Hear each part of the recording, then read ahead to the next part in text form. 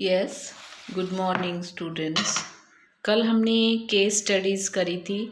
आज हम पहले ऑर्गेनाइजिंग समझेंगे, उसके बाद इससे रिलेटेड केस स्टडी करेंगे। Organising is a process of identifying grouping of the work, defining and delegating responsibility, authority, and establish the relationship for the purpose of enabling people to work most effectively together. What is an organizing? हमने पहले पढ़ भी चुके हैं। Organizing is a process of identifying and grouping the work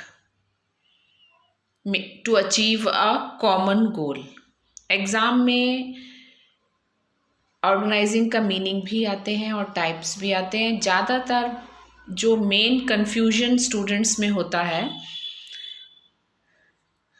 2017-18 में भी ये question आया था और 19 में भी। देखिए, types of organising and types of organisational structure, both are little bit difference. There is a difference. Types of organizing and types of organizational structure. Types of organizing दो तरह की हैं, formal organization and informal organization.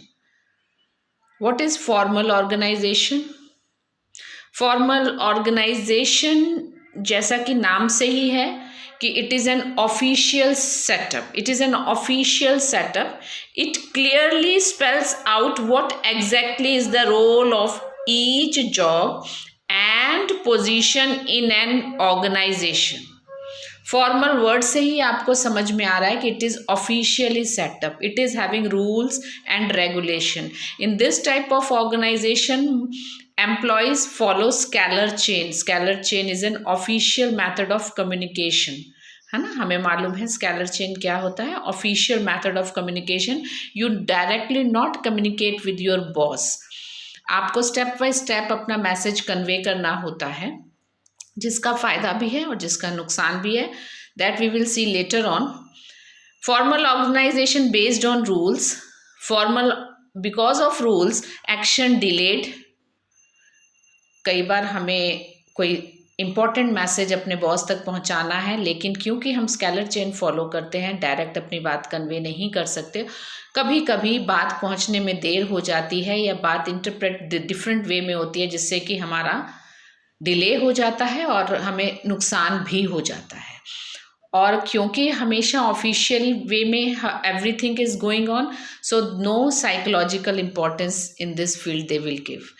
Whereas in informal organization, it based on the formal organization, and it is an aggregate of interpersonal relationship, no written rules, not deliberately created, no place on organization. That's why it provide the necessary environment for individual creativity and innovation. And it promotes the feeling of cooperation among the employees. It provides sense of belongingness. क्योंकि informal है, informal नाम से ही आपको पता चल गया होगा. It creates belongingness. तो जब आपको पूछा जाए टाइप्स ऑफ ऑर्गेनाइजिंग क्या है, तो आपको लिखना है formal organisation and informal. It based on rules and regulation, and it not based on rules and regulation. It deliberately set up. Okay, now types of organizational structure. It is of two types: functional structure and divisional structure. अगर structure पूछ रहे हैं तो हमने ये दो बताने हैं. फंक्शनल स्ट्रक्चर नाम से ही पता चल रहा है, फंक्शन. जिस किसी काम का सेम तरह के फंक्शंस हैं, उन्हें हम ग्रुप एक डिपार्टमेंट में करते हैं. Form by grouping of jobs of similar nature under one department. It ensure different functions get due attention. इसका मेन मकसद होता है कि हम जो सिमिलर तरह नेचर के जॉब्स हैं, उनको एक डिपार्टमेंट में रखा जाता है. एग्जाम्पल है, जैसे लॉयर्स हैं. So many lawyers there. Marketing department में बहुत सारा मार्केटिंग का काम होता है, लेकिन उसको एक शब्द में बोला जाता है मार्केटिंग. मार्केटिंग में सेलिंग भी है, बाइंग भी है, एडवर्टाइजमेंट भी है, फाइनेंस भी है. So many things are there in advertise marketing. In the same way lawyers of different different field, हर फील्ड के लॉयर्स हैं, उनके अलग अलग टॉपिक्स होते हैं, वो डील करते हैं, लेकिन वो सब एक ही कैटेगरी में आते हैं. लॉयर्स एक ही in the same way example doctors also. हमें डॉक्टर्स के बारे में भी पता है, we can say doctor but having similar job but their category is different. Some मतलब ENT का जैसे मान लीजिए कोई डॉक्टर है, कोई डेंटिस्ट है, कोई गायनी है, but all are doctors but having different different field but having similar job. मतलब उनका काम एक ही है पर क्राइटेरिया डिफरेंट है. उस जब काम सबका एक ही होता है कंपनी में, एक ही चीज से, एक ही प्रोडक्ट से रिलेटेड होता है, वो बोल रहे हैं कि formed by grouping of jobs of similar nature के जब काम वाले हो तो उनको एक ही कैटेगरी में रखा जाता है अंडर वन डिपार्टमेंट. उसे बोला जाता है functional structure. Now what is a divisional structure? ये नाम से आपको पता चल रहा है, ये फंक्शन से था, ये डिवीजन से. It refers to grouping of jobs related to one product under one department. मतलब कि इन दिस जिनका सबको एक ही डिवीजन में रखा जाता है. Like under the divisional structure an organisation is divided into different divisions और units on the basis of products, on the basis of the product. Decisions are taken much faster in divisional structure. It facilitates expansion and growth.